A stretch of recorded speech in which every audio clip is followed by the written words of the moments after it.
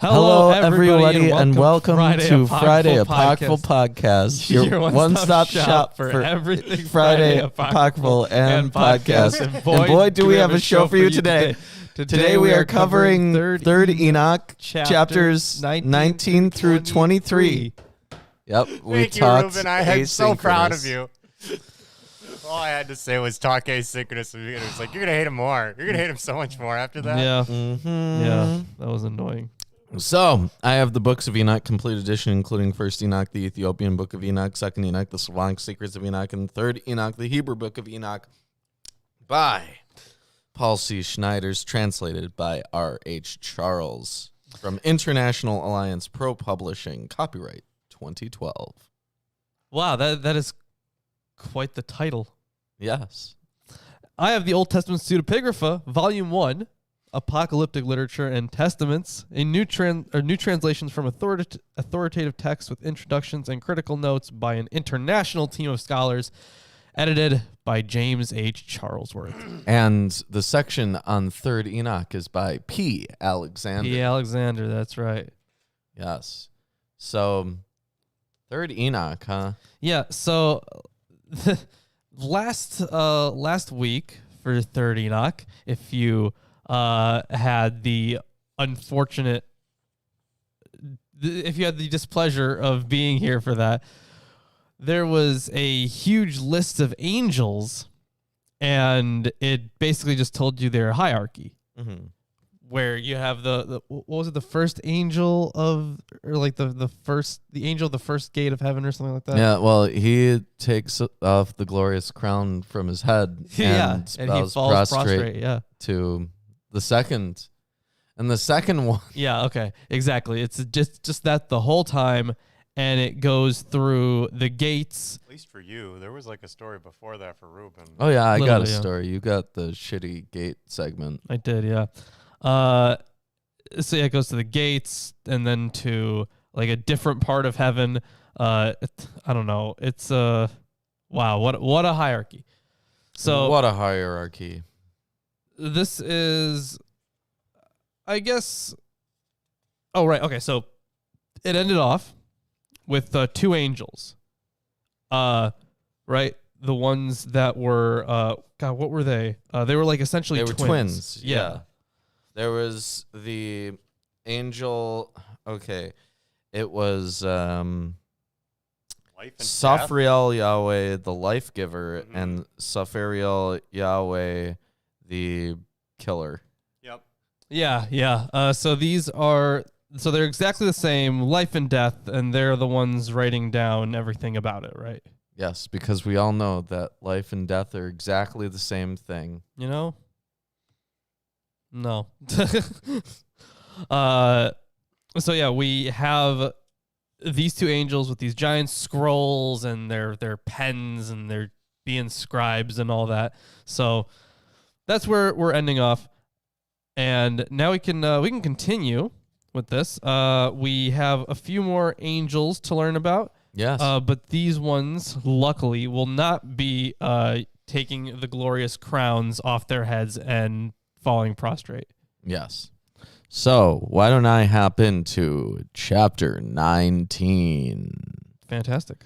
Rikbiel, the prince of the wheels of the Merkabah, the surroundings of the Merkabah, the commotion among the angelic hosts at the time of the Kedusha. And that's the title? Yes. Rabbi Ishmael said, Metatron, the angel, the prince of the presence, said to me, above these three angels, these great princes, there is one prince, distinguished, honored, noble, glorified, adorned, fearful, valiant, strong, great, magnified, glorious, crowned, wonderful, exalted, blameless, beloved, lordly, high, and lofty, ancient, and mighty, like unto whom there is none among the princes. His name is Rikbiel H.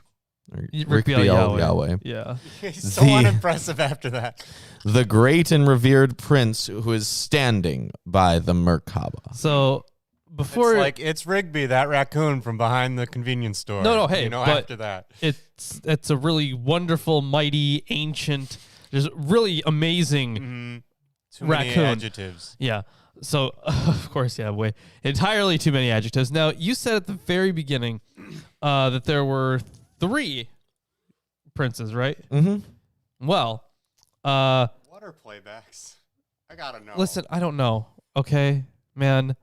I've tried understanding this. There's a question mark. This is the total number of times the video is loaded, including page refreshes and change of camera angle. What? Wow. Why would it be? How would it send? I mean, how does it sense know that, that the camera angle's changed? See, I tried. Right there. It didn't. Well, what if it will when it shows up on? Yeah, I guess. Okay. So I don't know. My one viewer. I still don't fully understand how those work. Well, our playbacks went down. What does that mean? What? Okay, whatever. All right. I don't understand. Okay, let's just ignore that. Susan, why have you done this? That's the total amount somehow that went negative. So you said at the... So, yeah, 3 angels. Right, so I have 2 angels. Well, because it's probably referring to the 2 life before. and death ones. Yeah, Yeah, right. So the connection with chapter 18 is awkward. So, of course, Manuscript B reads the 3 angels. Chapters 19 through 22, and then 25, 1 through 28, 6 contain a new angelology, which was originally independent of the angelologies in chapters 17 and 18. Wonderful. The 3 significant facts about this new angelology are: it is concerned with only with the Merkabah angels. It lists those angels in ascending order of rank, unlike the angelologies of chapter 17 and 18. It does not have a cosmological element. So for this section, the reason that you have that change between 2 angels and 3 angels is because, depending on who it was, if they had like an independent manuscript or something, they'd be like, oh, well, this is talking about the 3 angels in here. But if it was already part of the story, they would have been talking about the 2 angels right before. Yeah. Yeah. Okay. And why is he called Rikbiel? Because he is appointed over the wheels of the Merkabah, and they are given in his charge. And how many are the wheels? 8. 2 in each direction. And there are 4 winds compassing them round about, and these are their names: the storm wind, the tempest, the strong wind, and the wind of earthquake.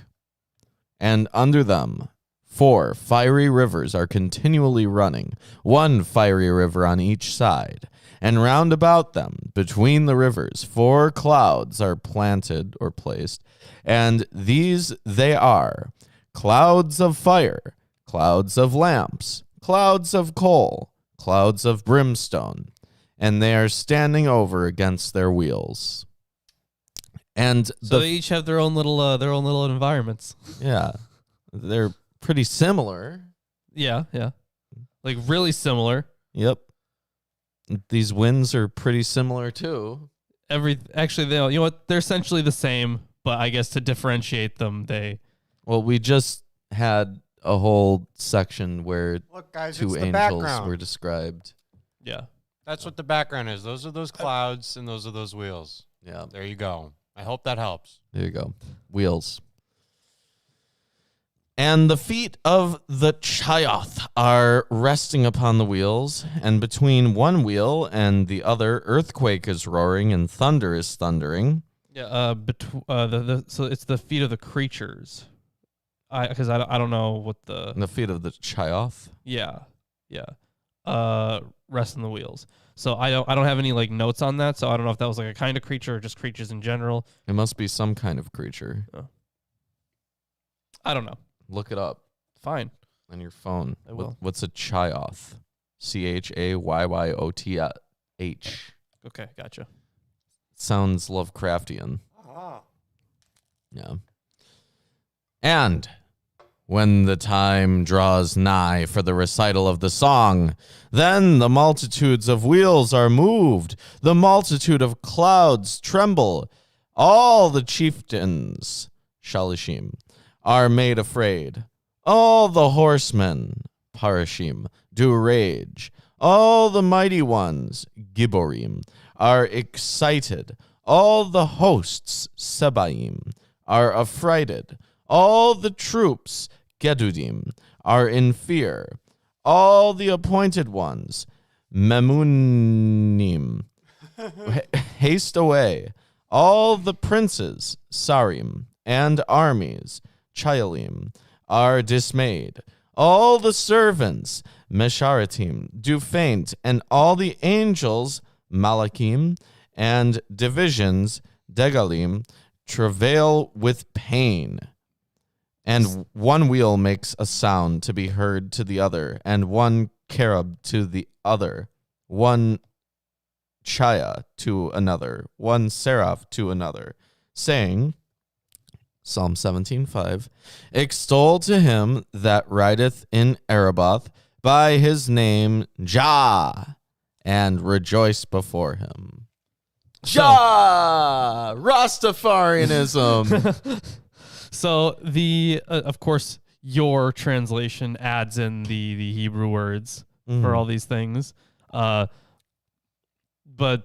that one is not maintained in this section, and I couldn't find anything about those creatures either. Oh, well, there's a little bit in the next chapter here. Oh, In chapter 20, Chaldiel, the prince of the Chioth. I see. Okay. Yes. Rabbi Ishmael said, Metatron, the angel, the prince of the presence, said to me, above these there is one great and mighty prince. His name is Chiliel Yahweh, a noble and revered prince, a glorious and mighty prince, a great and revered prince, a prince before whom all the children of heaven do tremble, a prince who is able to swallow up the whole earth in one moment at a mouthful. And why is he called Chiliel Yahweh? Well, I will tell you that. You will? I will. I know that you I know that you might have an answer to that, but I'll tell you that. Oh. Yeah. So this transliteration, I guess, is Kaliel. This name is supposed to be derived from Kaya, or it just means a creature, for the Kayat, the creatures. But in fact, it is derived from Kayil, an army, and the term armies, Kayalim, is sometimes applied to the angelic hosts, right? So there you go. Yep. Why is he called Chiliel Yahweh? Because he's appointed over the holy Chioth and smites the Chioth with lashes of fire Rude. and glorifies them Oh. when they give praise and glory and rejoicing. And he causes them to make haste to say, holy and blessed be the glory of Yahweh from his place, i.e. the Kedusha. Okay. So these, but okay, now it looks like in chapter 21, we're going to learn about those holy creatures. Yes, So chapter 21. We actually get an explanation fast. of what these things are. Yep. That he is apparently hitting with fire And glorifying. and glorifying. glorifying when they do his bidding. Yep. Chapter 21, the Chioth. Rabbi Ishmael said, Metatron, the angel, the prince of the presence, said to me, 4 are the Chioth corresponding to the 4 winds. Each Chaya is as the space of the whole world, and each one has 4 faces, and each face is as the face of the east. Each one has 4 wings, and each wing is like the cover roof of the universe. So each of them has 4 faces, and every single face looks like the sunrise. Ah. Yeah, and each creature has 4 wings, and every single wing would cover the world. Oh, that explains everything. Yes. It does, actually. And each one has faces in the middle of faces and wings in the middle of wings. Well, that faces thing is kind of terrifying. It's well, like you just wait, because there's something even more terrifying is about. there? But that kind of reminds me of what's the movie? Was that Alien versus Predator with the thing in the mouth? You mean just all of the Alien movies? Okay, I don't know. I never actually watched them. I just saw the part in Family Guy. With you should watch Alien and Aliens. Both. Okay. You can skip Alien 3 and 4. Okay. Does it pick up again? Alien 5? I don't know if there's... Prometheus. Oh, okay. Yeah. Is that really a part of the Alien franchise? Yes. I didn't even realize that until like now, I guess. Gotcha. I've never watched Prometheus, to be fair. Oh, you should. I've seen enough about it. I just had no idea. Somehow it's... He read the Wikipedia. Yeah. It's... I watched 2 reviews. Oh, okay. Gotcha. You know how it is. Well, that's not the same as... I understand. Yeah. But we're about to learn about these faces. Yeah. And it's a little freaky. So, the size of the faces is as the size of 248 faces. And the size of the wings is as the size of 365 wings. So, I mean, This is a very exact measurement, Lawrence. It is, yeah. So, of course, the wings thing, we can be like, okay, these are, days of the year. Could be interpreted that way, like a lot of the other numerology in Third Enoch. However, 248. Did we have 248 pop up before? Did we? I don't think so. Maybe it was something lunar. I don't remember. So there were many. I mean, there's been 365, obviously. Yeah. But 248, I don't think so. But there have been a lot of manuscript differences too. That is true. This one is the same though, and it doesn't have like any textual notes or anything. 248 faces. Now, if we're... What is the exact measurement of a face? Asks a good question. Hey, yeah, you know what? It's... Unknown? No, it's probably, like around this... Somewhere around there. Are these like full-grown adult human male faces, or like newborn infant faces that are like? I'm gonna go with adult because so let's picture how how they were using cubits, right? And that's supposed to be like the from the tip of your finger to your elbow, right? See if they were using like infant, like if they had like a measurement of an infant there. Look, Noah's Ark was pretty small. It was tiny. But what's the size of a wing? I don't know, man. What bird? What are they? Is this like a parakeet wing? Also, remember how big these things are supposed to be. They're supposed to cover up. Yeah, the I would entire think planet. that their faces would be bigger than. Wing.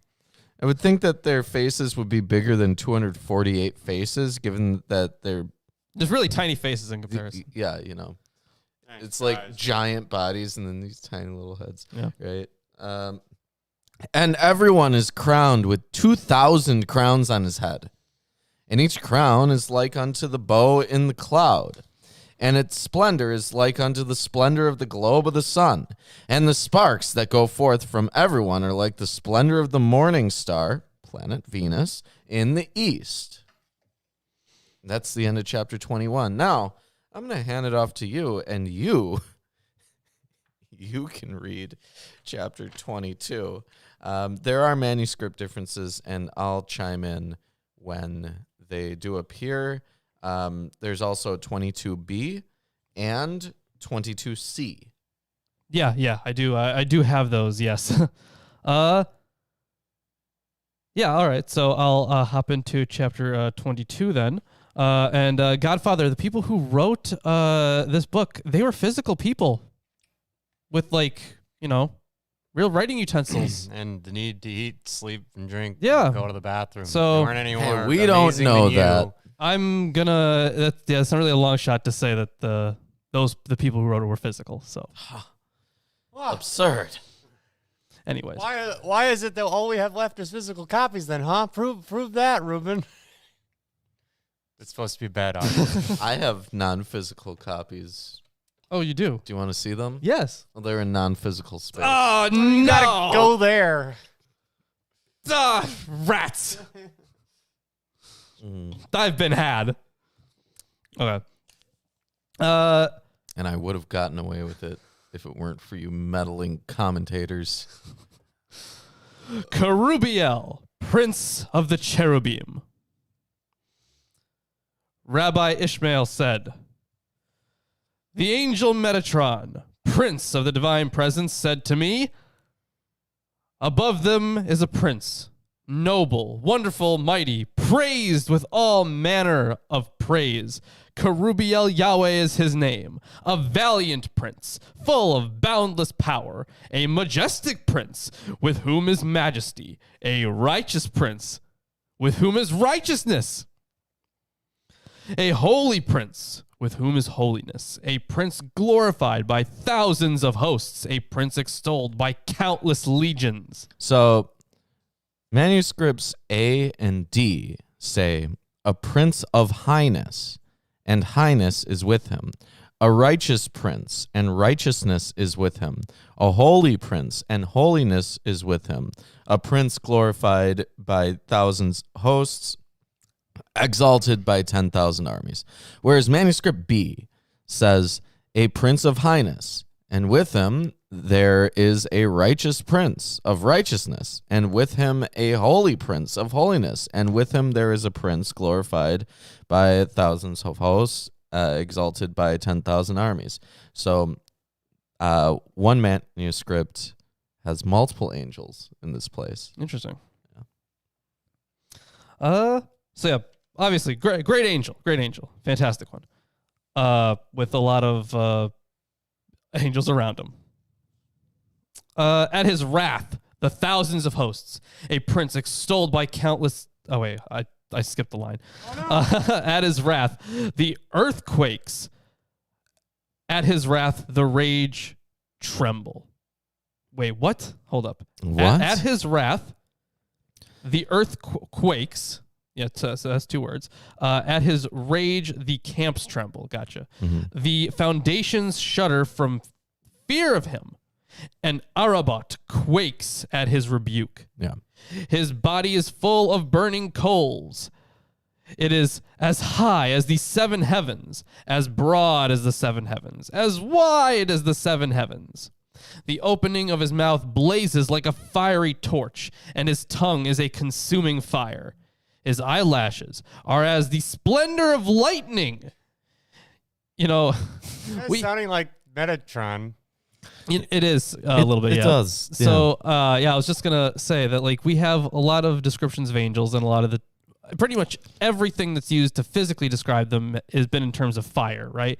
Yeah. And sometimes while, yes, lightning. Yeah, lightning is, of course, fire. They would have, in these days, differentiated it. Yeah. So that's interesting that they use lightning there. But anything that's bright, really. It's just described in terms of things that are bright. So, yeah, the sun, fire, lightning. Makes sense, actually. His eyes like brilliant sparks, and his face looks like a blazing fire. A crown of holiness is on his head, with the sacred name engraved upon it. Wow. Just like from before. I just want to point out that my translation says the explicit name. Good. Good. That would be the sacred name, would be the explicit one, yeah. Say the F word. From which lightning flickers.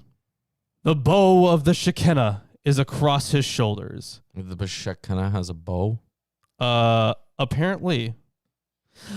His sword, like a lightning flash, is on his thigh. His arrows, like lightning flashes, are in his belt. A breastplate of consuming fire hangs around his neck, and coals of juniper encompass him. So there's manuscript differences here. Manuscripts A and D say, and his sword is upon his loins, and his arrows are like lightnings in his girdle. and a shield of consuming fire is on his neck, and coals of juniper around about him. Whereas Manuscript B says, and his sword is like unto lightning, and upon his loins there are arrows like unto a flame, and upon his armor and shield there is a consuming fire, and upon his neck there are coals of burning juniper, and also round about him there are coals of burning juniper. Oh, okay. The splendor of the Shekinah is on his face. Horns of majesty are on his wheels, and a royal turban crowns his head. His whole body is full of eyes. Great. Another one of these. Yeah, we've seen a couple of these so far. From head to toe, he is covered with wings.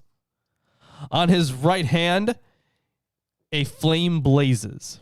On his left hand, fire burns. Coals blaze from his body, and firebrands shoot from him. Lightnings flash from his face. He is always accompanied by thunderclap upon thunderclap. Earthquake upon earthquake are ever with him, and the two princes of the chariot dwell with him. That's quite the description. Yeah, it is. Of Kerubiel. Yeah, he has a lot of weapons, and he's really bright. Yeah, and everything about him is bright. Yeah. But we haven't answered one question. Why is his name called Kerubiel? Kerubiel Yahweh? It could also be that, yeah. That is in other manuscripts, yeah. Yeah. Because he is in charge of the chariots of the cherubim, and the mighty cherubim are committed to his keeping. He shines the crowns on their heads and furbishes the diadems on their foreheads. He promotes the praise of their form and adorns their majestic beauty.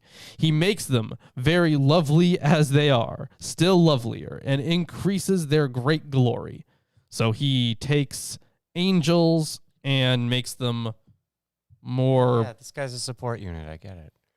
Makes them more angel. Mm-hmm. Essentially. Mm-hmm. Maybe not in essence, but whatever. He sings the song of their praise and recites the strength of their beauty. He makes their glorious splendor gleam, and the glory of their comeliness and grace he makes more fair. Makes them hotter. That's good too. Mm-hmm. That's important. He decks their dazzling loveliness and beautifies their gracious beauty. He honors their majestic rectitude and extols the order of their praise, so as to prepare a throne for him who sits upon the cherubim.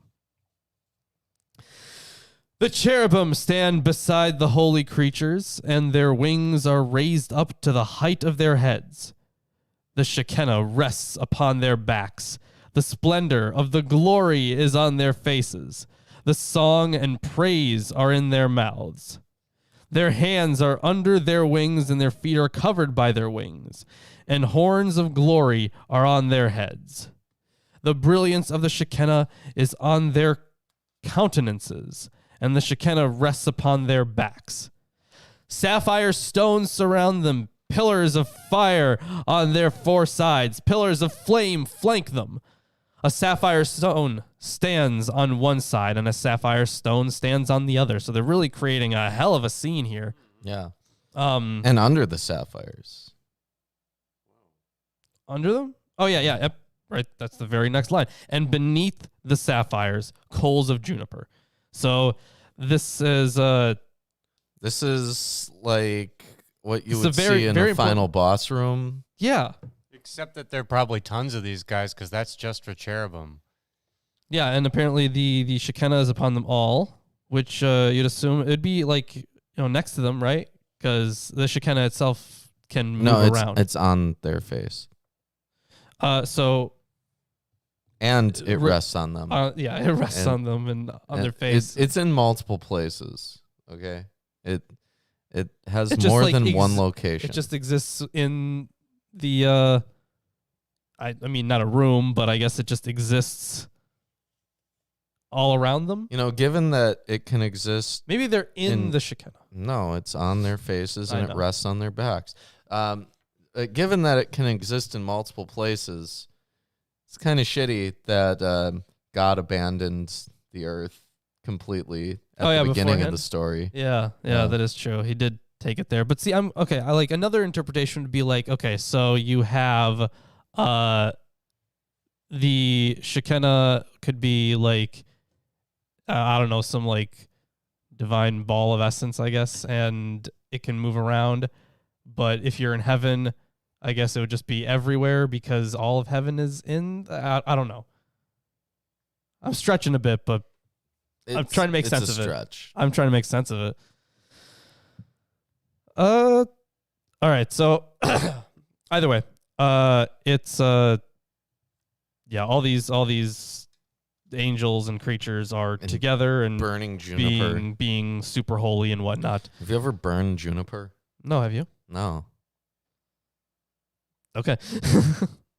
A cherub stands on one side and a cherub on the other, and the wings of the cherubim enfold each other in glory above their heads. They spread them to sing with them the song to him who dwells in clouds, and to praise with them the glory of the King of Kings. Mm-hmm. Kerubiel Yahweh, the prince, who is in charge of them, marshals them into pleasing, fine, and beautiful array, and extols them with all kinds of praise, glory, and honor.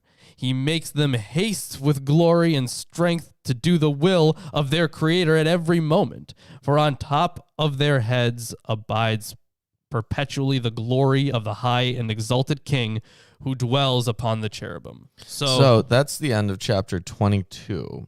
But we have 22b and 22c. And why don't I take over for those two and let you take over chapter 23, huh? Okay. So I do want to, because now we're getting kind of a little bit more of an understanding of what it meant for them, for an angel to be glorified. So you would have like the actual, in some cases it'd be a transfiguration, right? But you'd have this angel, but specifically this angel, Kerubiel, it seems that he is the one which is like assigning these orders, or at least not like assigning them, but he's like, all right, so God told me to tell you guys that this is how you should be angels. This is what it means to be an angel. And in every moment of being an angel, you would be exalting God. Yeah. So chapter 22b, there's different manuscripts, and the placement is kind of strange. So Manuscript B kind of has its own thing going on, but Manuscript LMR places this following the chapter 22 verses 1 through 3. It's just in the middle there. So this is what Manuscript L says. LMR, rather. And there is a court before the throne of glory, which no seraph nor angel can enter, and it is 36,000 myriads of parasangs, as it is written, Isaiah 6:2, and the seraphim are standing above him, the last word of the scriptural passage being Lamed Vav, which is the numerical value of 36. As the numerical value, 36, is the number of the bridges there.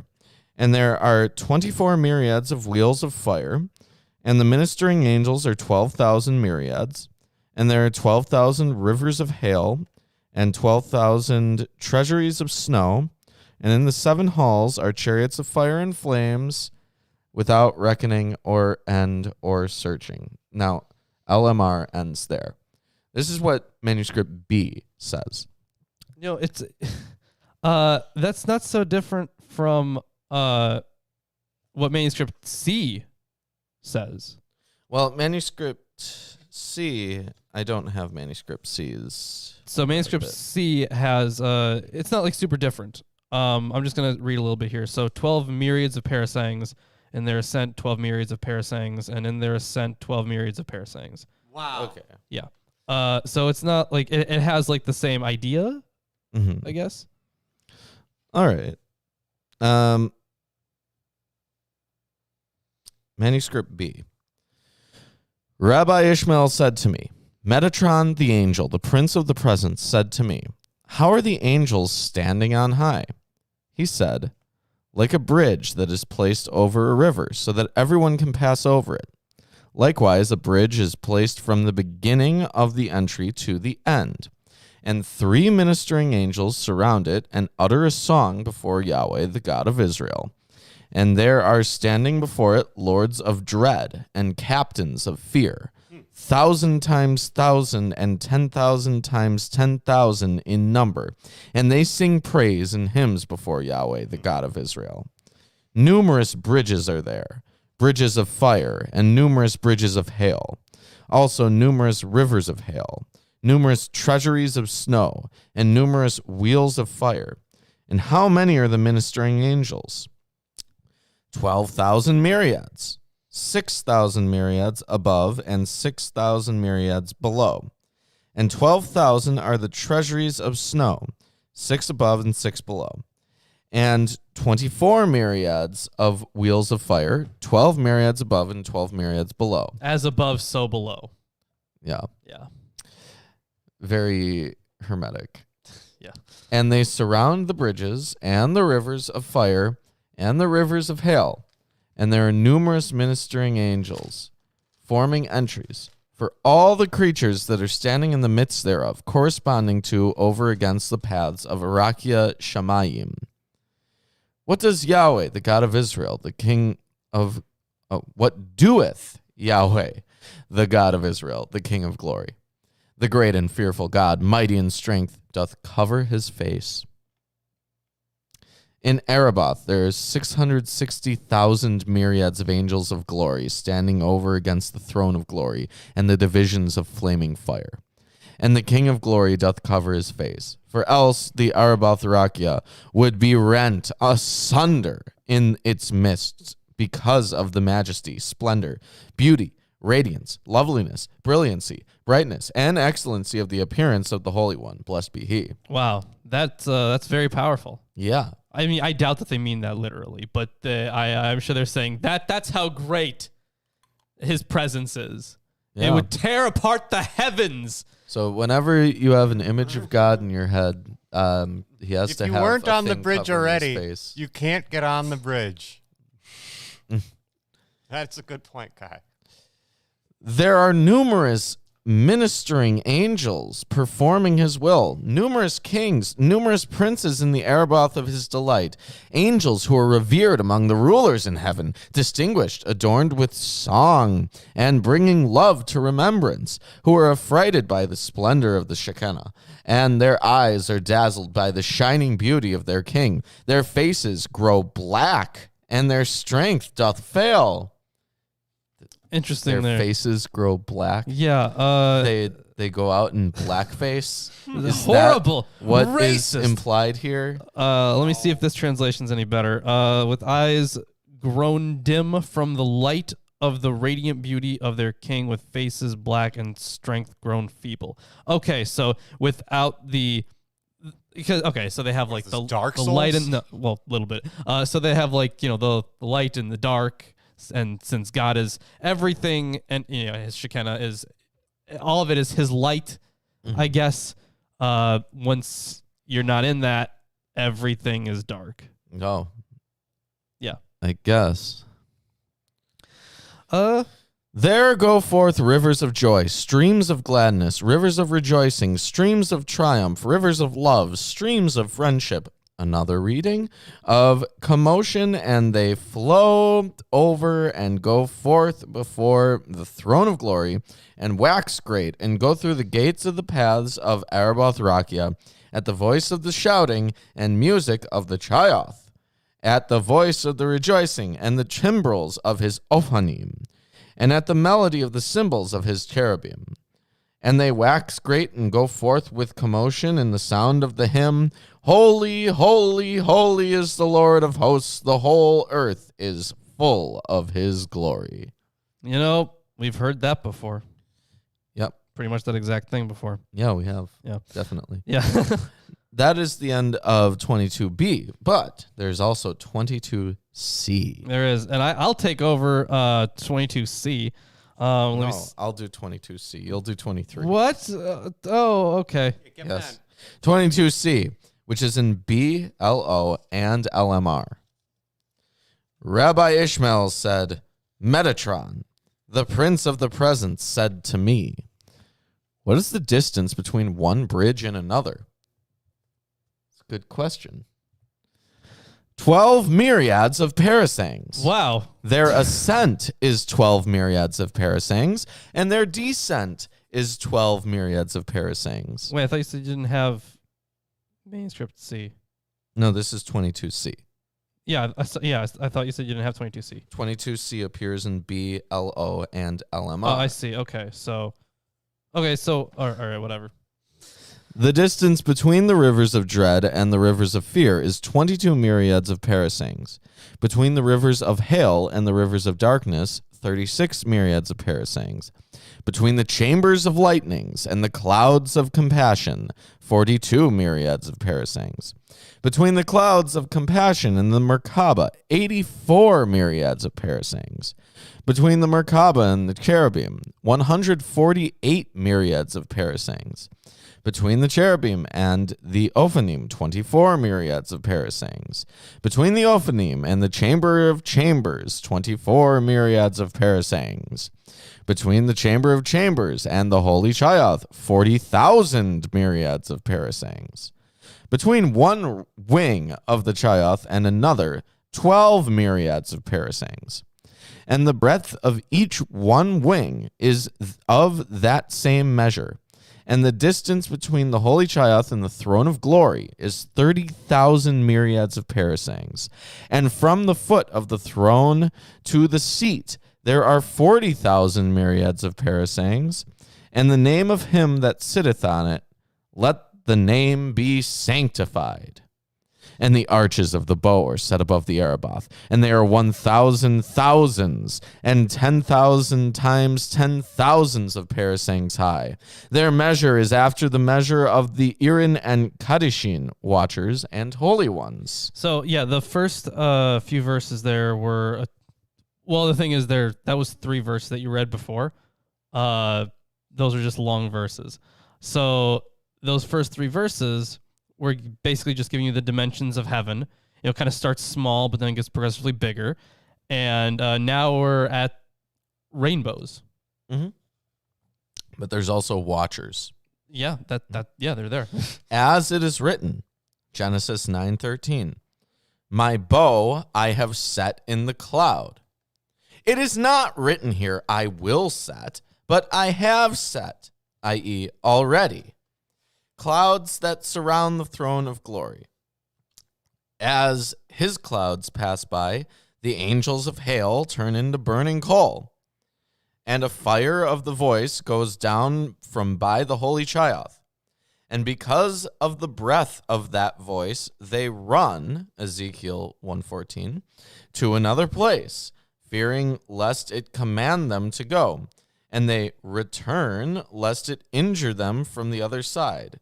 Therefore, they run and return, Ezekiel 1:14. And these arches of the bow are more beautiful and radiant than the radiance of the sun during the summer solstice. And they are whiter than a flaming fire, and they are great and beautiful. Above the arches of the bow are the wheels of the Ophanim. Their height is 1,000,000 and 10,000 times 10,000 units of measure after the measure of the seraphim and the troops, Gedudim. And that is chapter 22C. Yeah, and they're huge apparently. Yeah. Now, chapter 23 is going to be up to you. I'm going to hop to the restroom. Okay, you can do that. So for chapter 23 here, actually, you know what? I mean, we're not going to read chapter 24 today, but that's listed here in the note as well. So chapters 23 and 24 are secondary since they interrupt the angelology system of 19 through 22. and 25 through 28. Chapter 22 is on the cherubim, and chapter 23 got attached to it because of the reference to the cherubim in 23:1. In the biblical quotations in chapter 23, the key word is ruach, which we've talked about a lot, spirit, or soul, right? This means both wind and spirit. In several of these texts, it must have the latter sense, but it has been taken fancifully to mean wind. For similar, okay, so then he cites a few similarities between other texts. So yeah, the winds of God, or the spirits of God, perhaps spirits of God. Rabbi Ishmael said, "The angel Metatron, prince of the divine presence, said to me, 'How many winds blow from under the wings of the cherubim?'" Winds would make more sense there, yeah. Say, how many winds blow from under the wings of the cherubim? From there, the hovering wind blows, as it is written, God's wind hovered over the water. And of course, there, little bit different, because we usually translate that as his spirit hovered over the water, or over the face of the deep, right? Yes. Yes, we do. For From a there, moment I forgot I could say stuff, and then I did. yeah, from there, the strong wind blows, as it is written, the Lord drove back the sea with a strong easterly wind all night.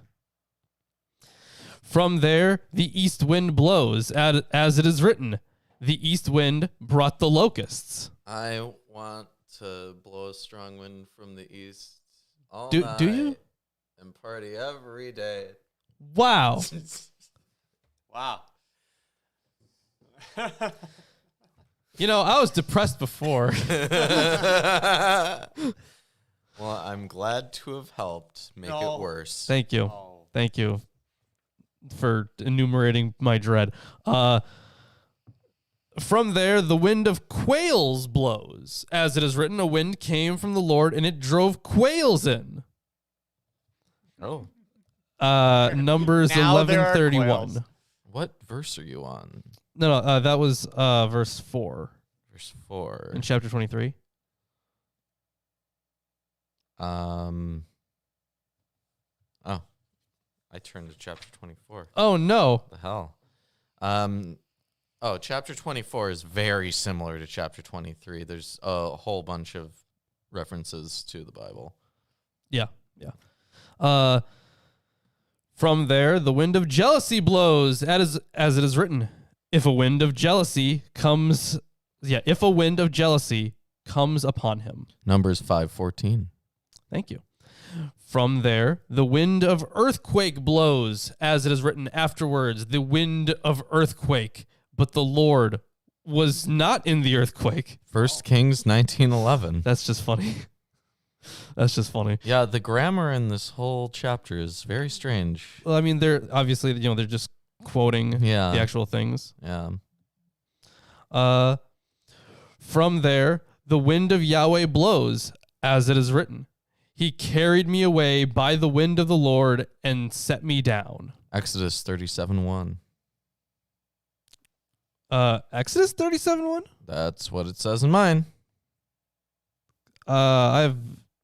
In this one, it says Ezekiel 37:1. What? Maybe we should check. I'm sure one of these is a typo, right? One of these That's has to weird. be wrong. You check Exodus. I'll check Ezekiel. Exodus Okay, so, 37:1. yeah. Oh yeah, this is not. This is when Bezaleel makes the ark out of shittim. Ezekiel 37 is the valley of dry bones.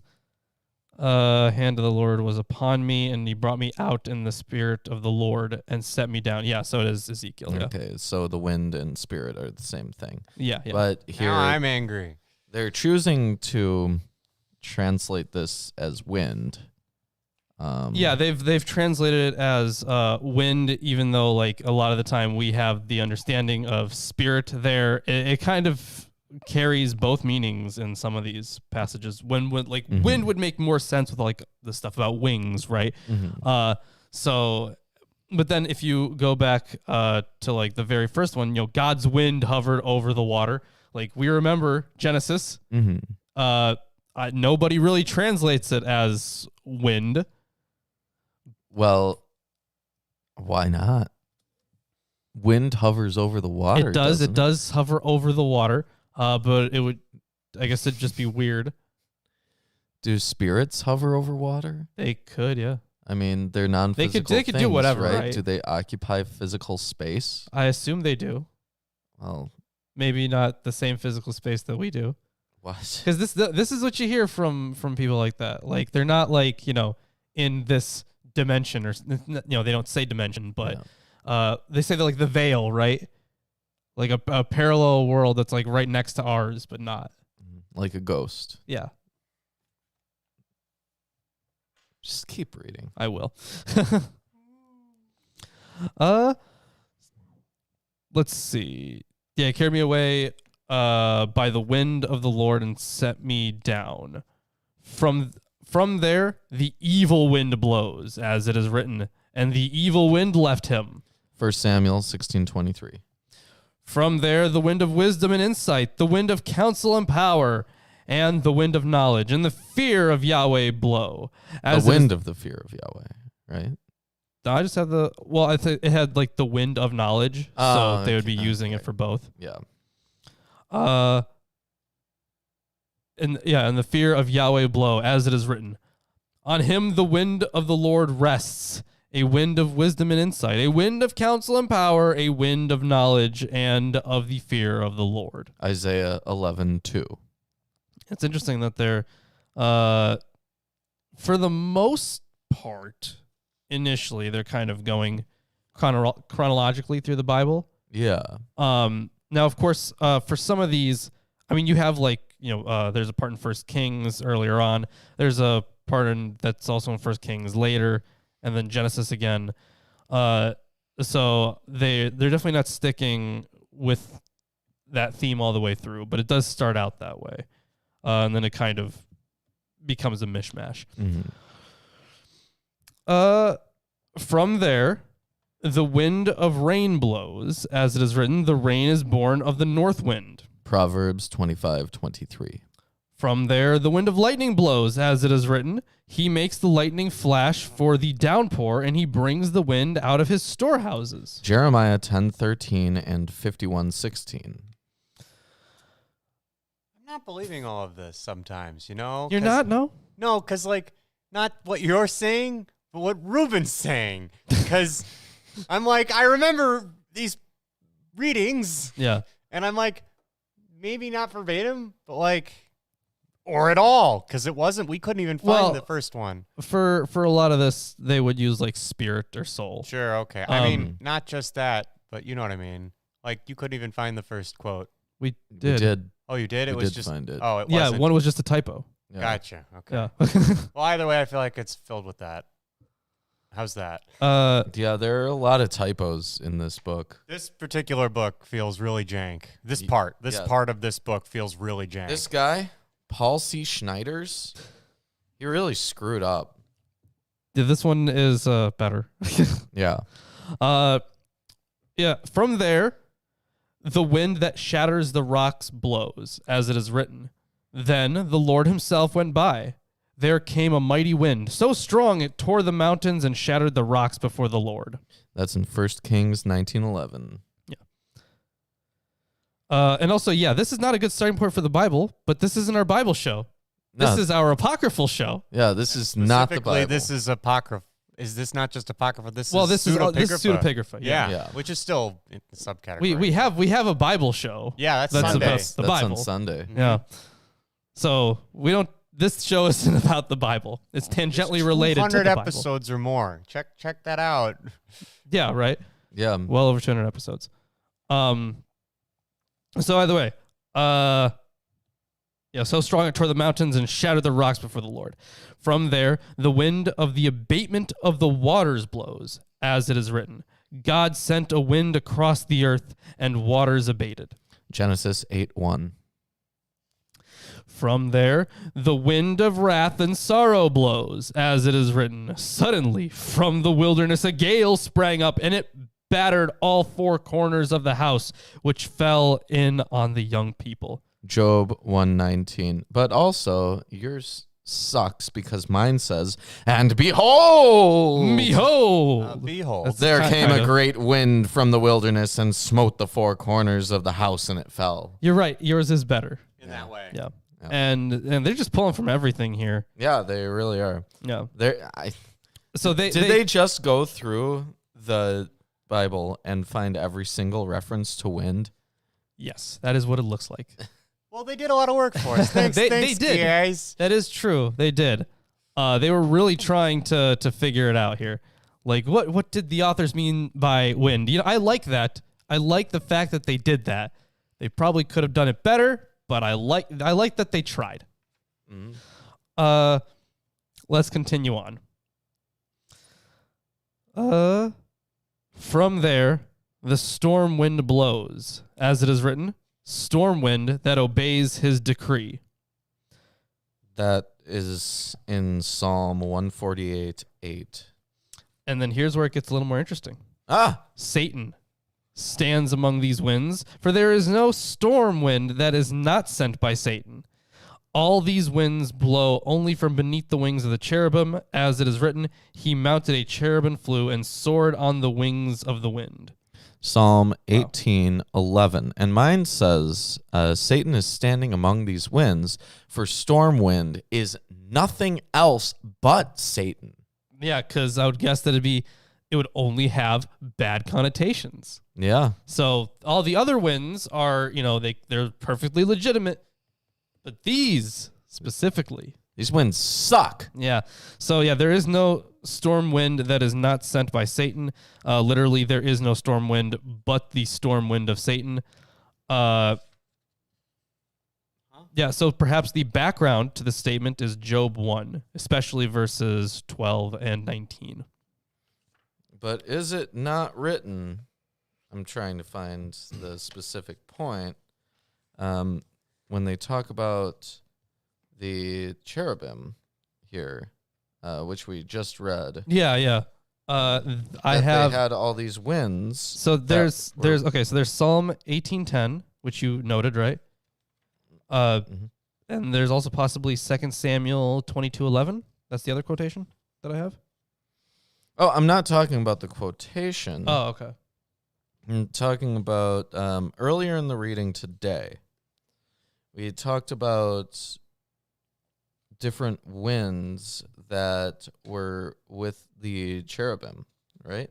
Do we talk about the winds of cherubim? Yeah, there were winds. Okay. Not with the cherubim, but with Rikbiel. Okay. Oh, okay. That did not have the storm wind. Yeah. So the storm wind is one of the four winds that compasses round about the wheels of the Merkabah. Yeah, with the four creatures. Yeah. Yeah. So there's the storm wind, the tempest, the strong wind, and the wind of earthquake. And so Satan is the storm wind. And so Satan is encompassing the Merkabah. That is very interesting. And no, okay, so Satan now at this time, Satan would have had it would have had like the evil kind of connotation, right? Mm-hmm. But not not quite like we do today in like media Right. or anything. But it would have still had like a kind of a New Testament-y vibe to it without being fully developed into what it is. Right. So there's unless they're using a different word there but translated it the same, that is an interesting connection.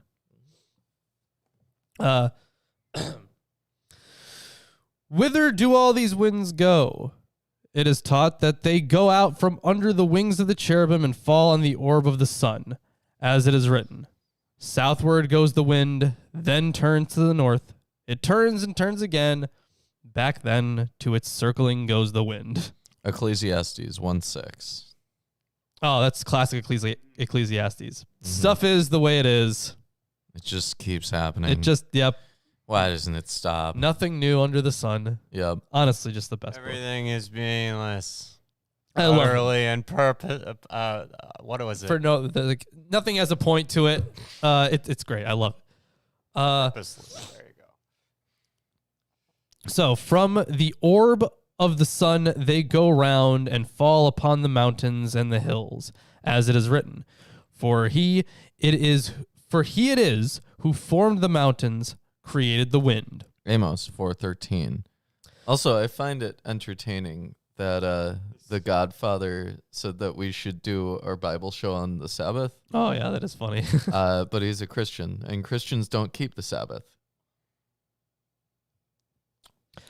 From the mountains and hills they go round and fall upon seas and rivers.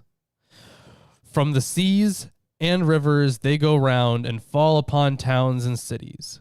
From towns and cities they go round and fall upon the garden.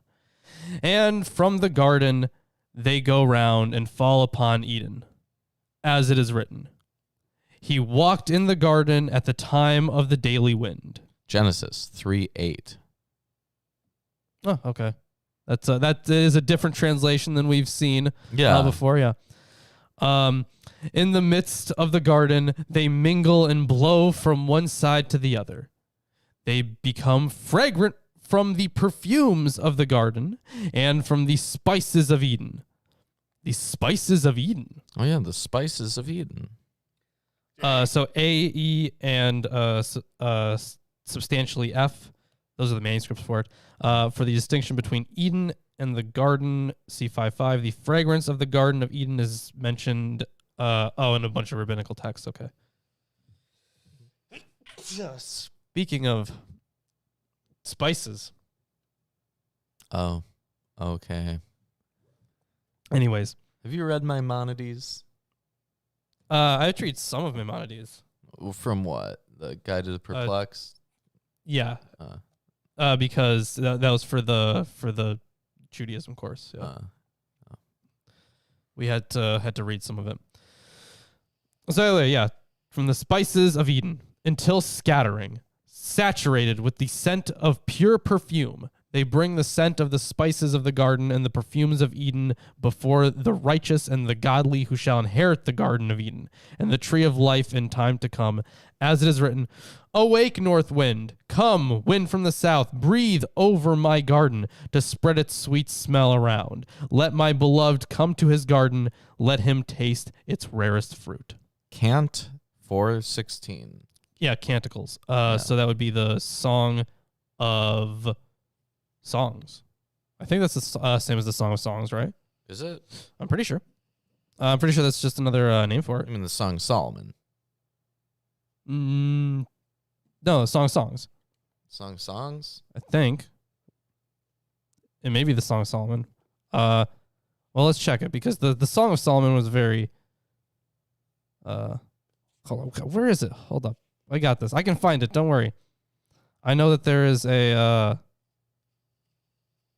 what's it called? I know that I could look at the front and find where it is, but I'm doing it this way instead. Really? There's a Song of Solomon, and there's a Song of Songs too, isn't there? Oh, that's just a different name for the Song of Solomon. Yeah. Okay, fine, fair enough. Yeah, there's so many names for some of these always things. using the other name. And The Song of Songs, which is Psalms. 4:16. Yeah, 4:16. And I'm pretty sure Canticles was another name for it.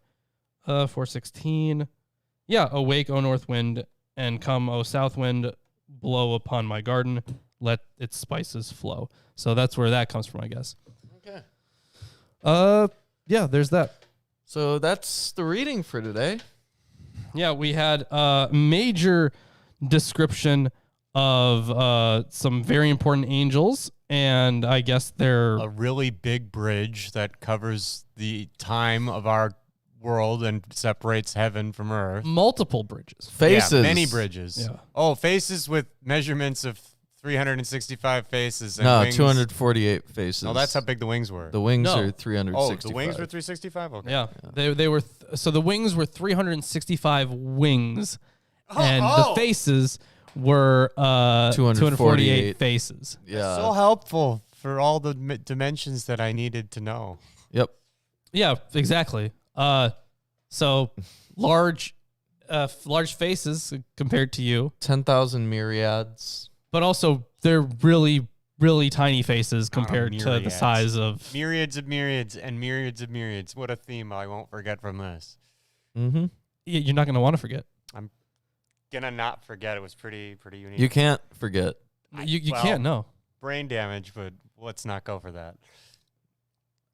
Maybe not from this, but Right. So third Enoch is a lot more angelology-y than it is. Yeah. first or second Enoch. Like, and the thing is, first Enoch already had a lot of angelology. Yeah. So- and second Enoch had even more. Yeah, this is a whole step up, though. It's like that's what they've been enforcing more and more throughout these Enochs. What fourth Enoch's going to be only angelology? There's By no the fourth trend. Enoch. Oh, there's no fourth Enoch. No, this is the last Enoch book. That's really sad. Yeah. I loved Do you Enochs. miss Enoch? It's the best part of Apocrypha. I mean, we're about halfway through. Obviously, third Enoch. Kohelet's the best Yeah, that's Bible true. part, but you know, So this, yeah, we get descriptions of heaven and I guess where a lot of things come from, I guess, or which creature, which angel is responsible for these things, and I assume we'll probably get more of that as well.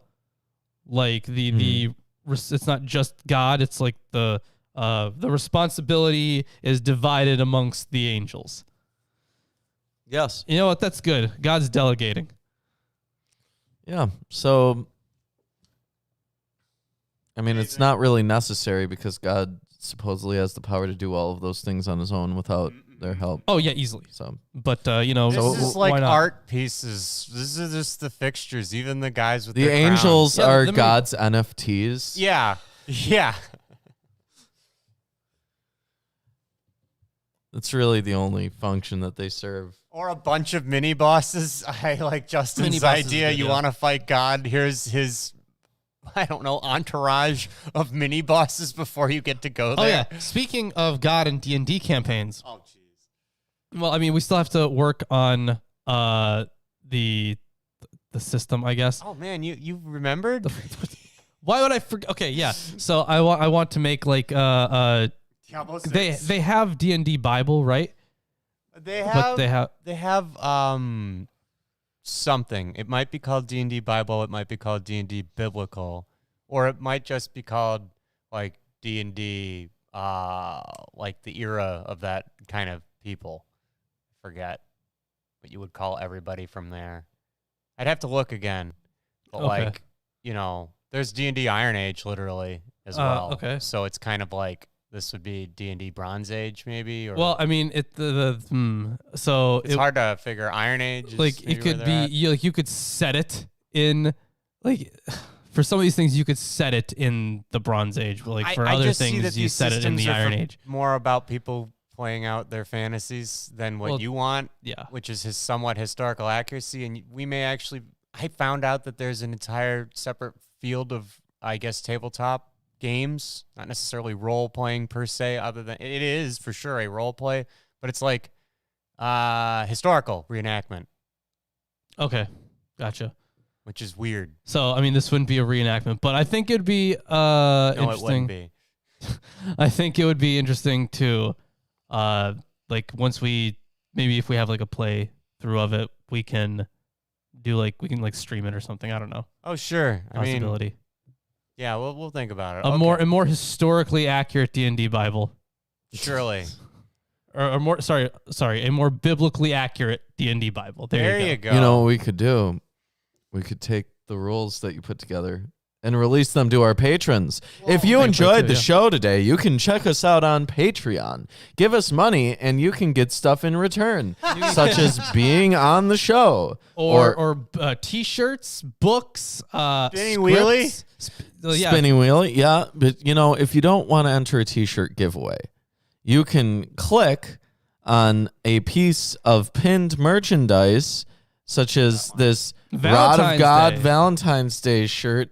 I don't know if you're going to receive it in time for Valentine's Day, but you could shove it under the bed and wait a year, and That's good, right? And then when Valentine's Day comes around again, you have a gift right there, and it's perfect.